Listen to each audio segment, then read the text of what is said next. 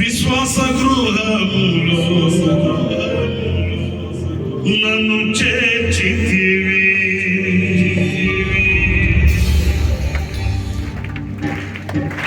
నా తల్లి గర్భములో నన్ను కోరితివి. విశ్వాస గృహములో నన్ను నా జన్మ నిజ ఫలితం.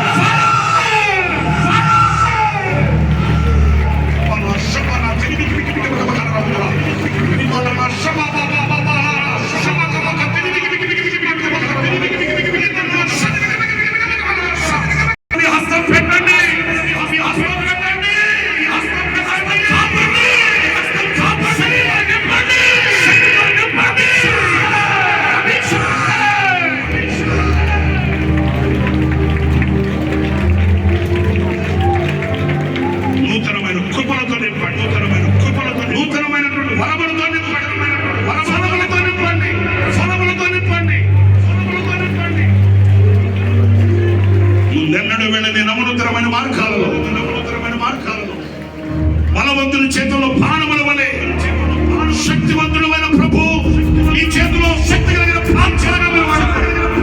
ఆశీర్వదించండి, ఆశీర్వదించండి, ఆశీర్వదించండి, ఆశీర్వదించండి.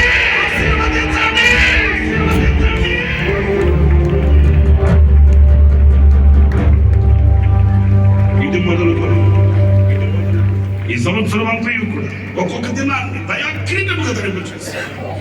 వెళ్ళిన ప్రతి చోట అగ్ని కణము వలె ముందుచున్న కొరివి వలె జీవవాక్యమును చేతబట్టిన జ్యోతి వలె ఈ కొరకే ప్రకాశించినట్లు, ఈ కొరకు ప్రయాసపడినట్లు, ఈ కొరకు శ్రమించినట్లు, ఈ కొరకు బ్రతుకున్నట్లు, ఈ కొరకు బ్రతుకున్నట్లు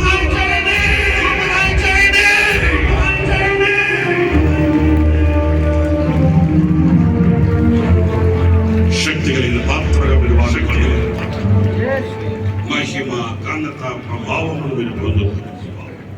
మీరు అనుగ్రహించిన సంఘ పరిచర్య కొరకై, ప్రాంతంలో దొరుకుతున్న పరిచర్యల కొరకై మీ దాసునికి విశేషమైన కృపను, వివేకమును, ఆలోచనను, జ్ఞానమును అనుగ్రహించి మీరు ముందు నడిచి మార్గం సరళం చేసి మీ దాసుని అభిషేకించి మీరు నడిపించమని అభాగ్యుడైన నాకు కూడా మీరు అనుగ్రహించిన శ్రేష్టమైన మౌల్యమైన ఈ సమయం కొరకై స్తుతి చెల్లిస్తూ కృతజ్ఞత అర్పిస్తూ జరగవలసిన కార్యక్రమం కూడా మాకు దీవెనకరంగా మీ నామానికి మహిమకరముగా మీరు జరిగించి మహిమ తెచ్చుకున్నాడు.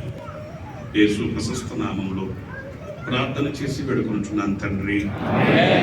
అందరూ చెప్తాం ఆమేన్.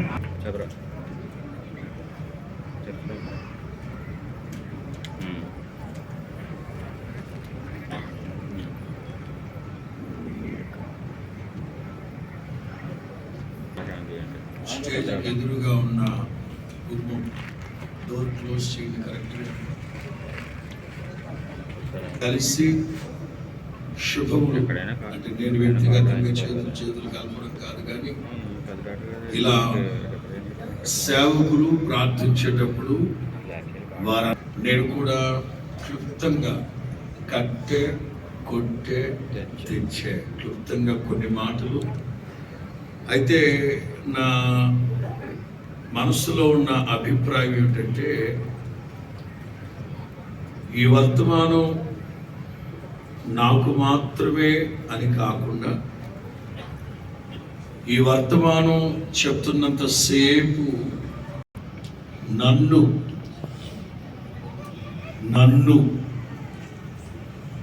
చెప్పాను కదా, గత సంవత్సరమే ఈ వర్తమానం నేనే చెప్తే బాగుంటుంది అనుకున్నాను, కానీ గత సంవత్సరం అనేక మంది అతిథులు వచ్చినందువలన వాయిదా వేసుకున్నాను. అలాగే నవంబర్ 22వ తారీఖు రమేష్ పుట్టినరోజు రోజున విజయవాడలో చెప్తాం అనుకున్నాను. నేనైతే ఒకటి, తనైతే ఒకటి కాదు, దాటేసరి ఇవాళకి ప్రభు సిద్ధపరిచారు. వర్తమానం చెప్తున్నంతసేపు నీవైనా నీవైనా నీవైనా నీవైనా నీవైనా ప్రతి ఒక్కరూ ఆ మాట దగ్గర నన్ను నన్ను అనే ప్రతి చోట మీకు ఆపాదించుకోండి, మీకు అన్వయించుకోండి. సేవకులైతే ఒక్క 2-3 మాటలు ఎక్స్ట్రాడినరీ కనుక అలా వెళ్తుంది. క్లుప్తంగా ముగించిన తర్వాత ప్రేమక్క అలాగే సేవకులందరూ వేదిక మీదకి వస్తారు. చివరి ప్రార్థన చేసుకొని ముగించుకుందాం. సాధ్యమైనంత వరకు క్లుప్తంగానే చెప్తాను. అందరూ యెషయా గ్రంథం 46వ అధ్యాయం 3-4 వాక్యాలు. ఇశ్రాయేలు ఇంటి వారిలో శేషించిన వారులారా, గర్భమున పుట్టినది మొదలుకొని నా చేత విషయమే కాదు, ప్రస్తుతం మన రాష్ట్రాల్లో కూడా ఆడపిల్లలకి ఒక ప్రత్యేకమైన రాయితీలు, ఒక ప్రత్యేకమైన పథకాలు ఉన్నాయి. వాటిలో ఒకటి, ఆడపిల్ల గనక పుడితే పుట్టినది మొదలుకొని ఎప్పటి వరకు? ఈ మధ్య 18 ఏళ్ళకే వృద్ధాప్య పెన్షన్ ఇస్తారంట. అర్థం ఉందా? 18 ఏళ్ళకి వృద్ధాప్య పెన్షన్ ఏంట్రా? ఎటు వెళ్తుంది లోకం? ఒక ముదిమి వచ్చు వరకు ఇక గ్రే హెయిర్, తల వెంట్రుకలు మెరిసేట్టు గ్రే హెయిర్ అంటే భూగర్భంలో కలిసిపోయాడు. కొన్ని క్లిప్స్ పెడతా ఆడిస్తూ ఉంటుంది. ఆ తర్వాత భుజాల మీదకి ఎత్తుకుంటుంది. ఆ తర్వాత సంకన పెట్టుకుంటుంది. ఆ తర్వాత తండ్రి అయితే పైన పెట్టుకుంటారు. తండ్రి అయితే పైన పెట్టుకుంటారు. నేను చాలాసార్లు చెప్పాను మీకు, అమ్మ ఎన్నిసార్లు ఎత్తుకున్నా ఈ చంక ఈ చంక ఈ చంక ఈ చంక, కానీ తండ్రి మాత్రమే పై వరకు ఈ భుజాల మీద కూర్చోబెట్టుకుంటారు తండ్రి. ఎందుకని? తల్లి యొక్క హ్యూమన్ ఐస్, ఆవిడ కను దృష్టి ఎప్పుడు నా బిడ్డ నా కళ్ళ ముందే ఉండాలి. ఎందుకంటే అస్తమాట్లు పైకి చేయాలంటే నా బిడ్డ నన్ను తలెత్తుకునేటట్లు చేయాలి అని తండ్రి యొక్క అభిలాష. తండ్రి అభిలాష ఏమిటంటే ఏనాటికైనా నా బిడ్డ నన్ను తలెత్తుకునేటట్లు చేస్తారు. పిల్లలు ఇట్లాంటివన్నీ గుర్తుపెట్టు. పరలోకమందున్న మన తండ్రి కూడా భౌతికంగా మనల్ని చంకలో ఎత్తుకోకపోయినా, ఒళ్ళో కూర్చోబెట్టుకుని ఆడించకపోయినా, లాలించకపోయినా, పాలించకపోయినా, అట్రా